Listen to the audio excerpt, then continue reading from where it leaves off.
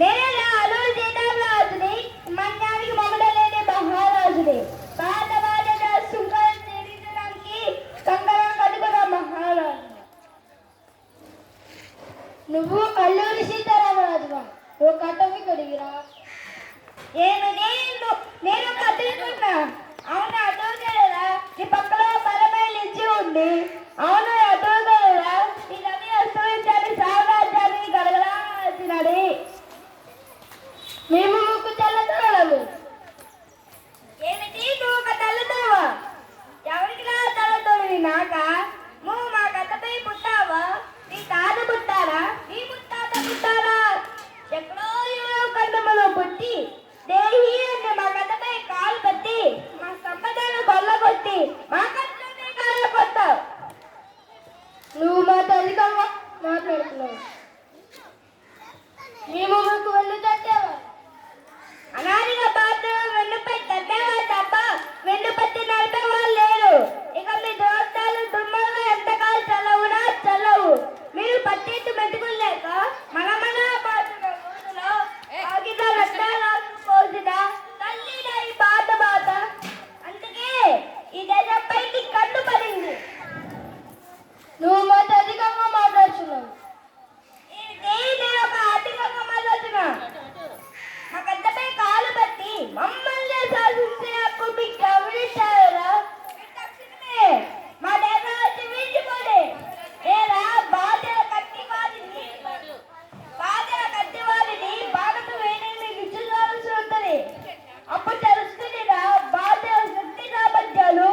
అప్పుడు తెలుస్తుందిరా భార్య పౌషకతాపాలు.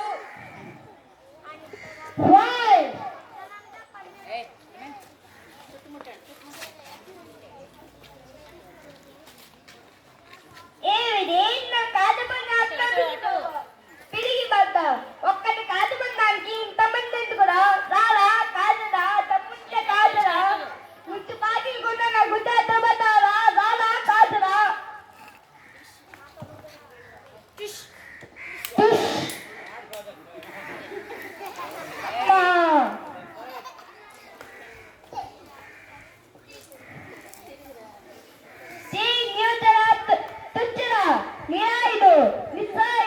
ఎంతని వారినైనా శ్రమించేటవ పార్టీలు ఒరే నూతకు అజేలు చూడని ఆపలేవరా?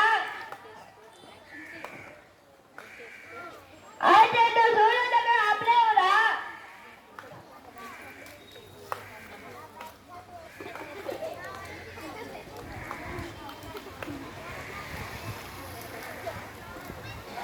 అమ్మా కట్టెలు తల్లి తల్లి విలపించమ్మా, విలపించకు అమ్మా. మీ బిడ్డలు ఆసుపత్రి కాదమ్మా, కాదు. కూర్చోవాలి.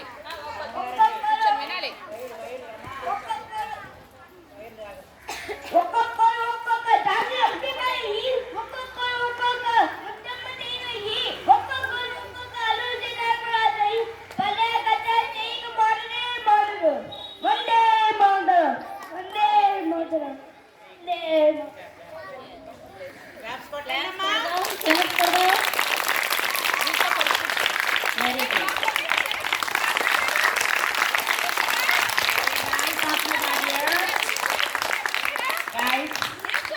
That is good and Sitaramaraju గారు బాగా చేశారు అందరూ. అండ్ ఈ ఏకపాత్ర భయానికి first prize goes to Hanish Karthikeya class. Ponnaganti Hanish Karthikeya. Come on everybody.